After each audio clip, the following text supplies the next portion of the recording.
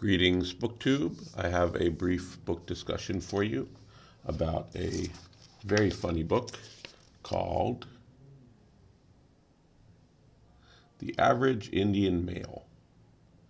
This is by a comic named of CYRUS BROACHA, whose work I was not familiar with priorly.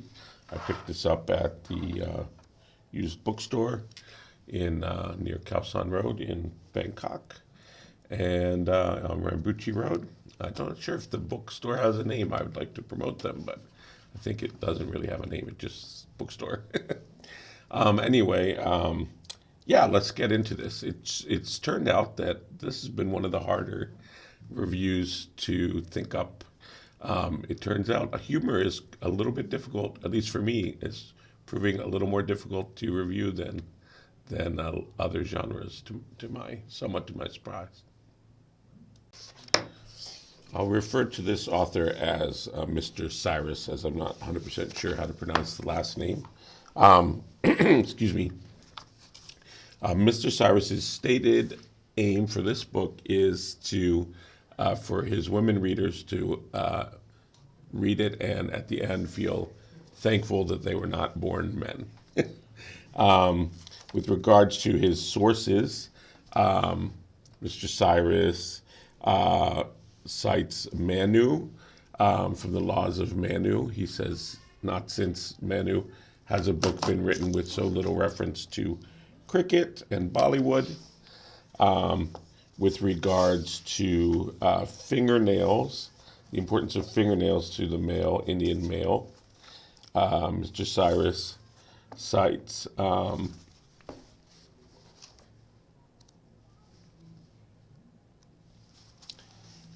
the Puranas, the Upanishads, and the early books of Chetan Bhagat, with regards to the dancing of Indian males and the awkwardness thereof. He cites William Shakespeare's Richard the 23rd, Act 6, Scene 2. Furthermore, he quotes No Coward at one point, in which he says, spare the rod and spoil the marriage. However, in this case, the rod is wielded by the wife in correction of the male's poor posture.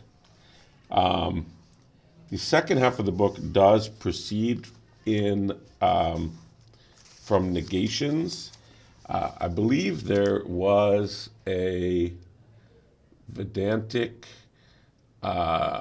strategy, the term for which I cannot remember, in Brahmo Samaj, that proceeded from negations. Anyway, the book 2 of this work proceeds in this manner. Memories, not from cats. Status, not the Upidi restaurant. Tony, not the mother of Banta. Where's the grass, not a lawn.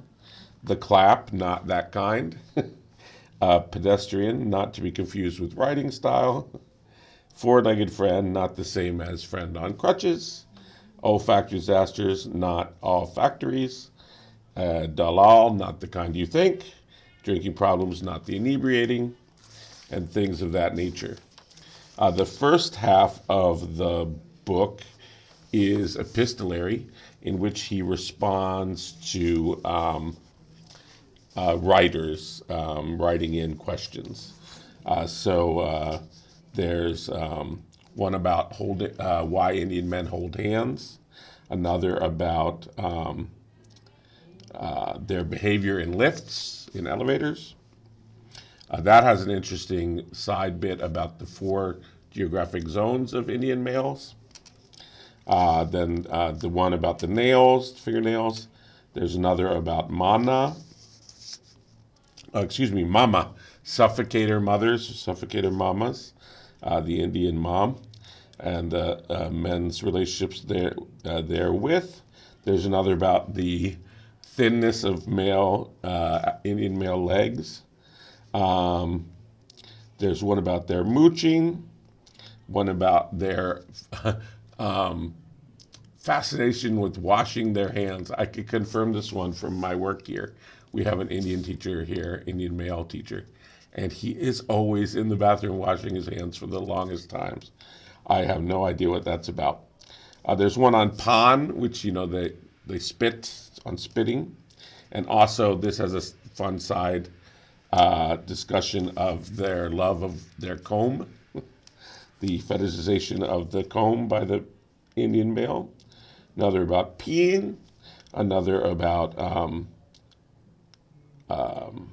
spitting, not related to pan. There's a question letter about their grunting, and this is the one where they also mention the posture, and also the next one is about the Indian male having no backbone, but in the way morally. Next is about how the Indians' obsession with keeping in touch. There's one about farting. There's one about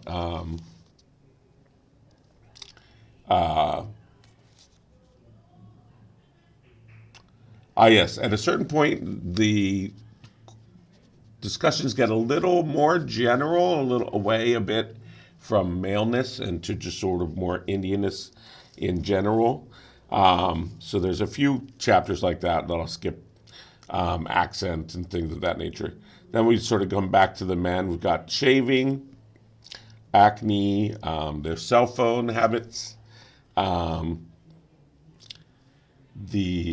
love of surgery. I can't remember what that one is about. Ice cream, driving,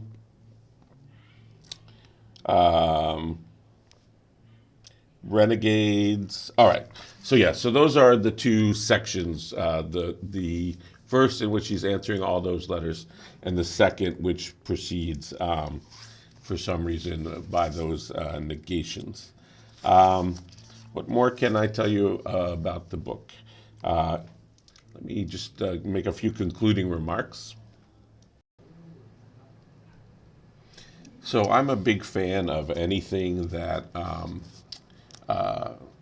a big fan of using humor to approach just about anything, and especially of using it with regards to cultural exploration, which is how humans grow, is essential to our future, and more and more vexed by certain politics of the day that I hope will pass. But yes, it's important to take risks with cultural exploration. One makes mistakes, and one must therefore be tolerant. And humor is one way to lower that effective filter about making mistakes. Because if you don't feel you can make any mistakes, you won't try at all, will you? You'll just back away from all cultural exploration whatsoever. And that is no good and dangerous, in my opinion. Well, anyway, this is all about Indian males, so I don't know anything about them. I've not been to India. Mr.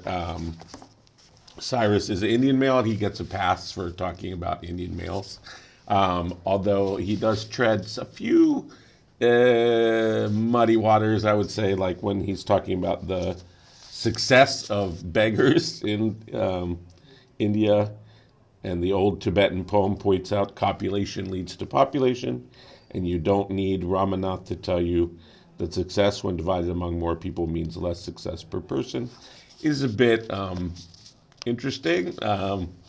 So yeah, he takes some risks within that, but he does also talk at times about other cultures, and nothing too crazy in my opinion. It's mostly anodyne things like Fahasien's travels in India. For example, he notes that the Indians do everything with their hands, except apparently they don't applaud. They sort of stare at you when you perform for them. I had not heard that. That's really interesting. But here's a little passage about procrastination. We Indians are proud of our procrastination. When Alexander crossed the Indus and marched toward King Porus, the battle was scheduled for 4:30 p.m. While the Macedonians and his party of 4 reached the site 3 minutes early, Porus was nowhere to be found. Porus finally sent a message to push the battle to Wednesday, as he was still at lunch. It's another matter that Wednesday was no good for Alexander, as he was aiming to get his hair cut on that day, and another matter that Indians and Jesuits don't do battle on Thursday, and Porus suggests Friday, which was the Greek weekend. Show me one Greek who works on his weekend, and I'll show you a flamingo on 2 feet simultaneously. So I have no idea if that's a general truism that the Greeks particularly honor their weekends. If it is true, I don't find it an objectionable observation to make. Bless anybody who keeps their weekends sacred, I say. But anyway, there it is. So little comments like that. And due to a mixture of Porus's proclivity to procrastinate and Alexander's billion Greek, Macedonian, Persian, and Mede festivals, the battle took 5 years, 7 months to commence, even though throughout this entire period, Porus and Alexander were not more than 30 feet apart and kept exchanging notes on hair care. That's generally how this humor proceeds, in a style like you might find in Woody Allen's short fictions, from the sort of sublime to the ridiculous. So some giant historical thing, and then down to exchanging hair product comparisons. So yeah, I found it enjoyable. A lot of good chuckles. I learned some stuff about Indian males, or at least it's raised some questions about Indian males that I'd like to explore with the next Indian male I get into a conversation with, and find out what they think about some of these. There were certainly some references to Indian things that I'd never heard of. Some learning also about important Indian figures I was not aware of in maths and philosophy and things of that nature. History, and other more pop culture Indian references that went over my head, of course. But I found it an enjoyable, not objectionable book. I'm not sure if they would, if they would come out with such books nowadays. I think they would, because certain stand-up comics are still touring on the basis of their cultural observations, especially Asians. I think of Joe Coy, about the Philippines. I think of what's the big one, the Indian one. His name escapes me. I'll put it down in the box if I think of it. So yeah, I'd like to think that these kinds of books could still be published. If you are a female reader and you have read this book by any chance, or if you in the future feel inclined to pick it up and read it, tell me if at the end of the reading of this book you feel glad that you weren't born male. All right, thanks. That's another book explored. CYRUS, BROACHA's The Average Indian Male.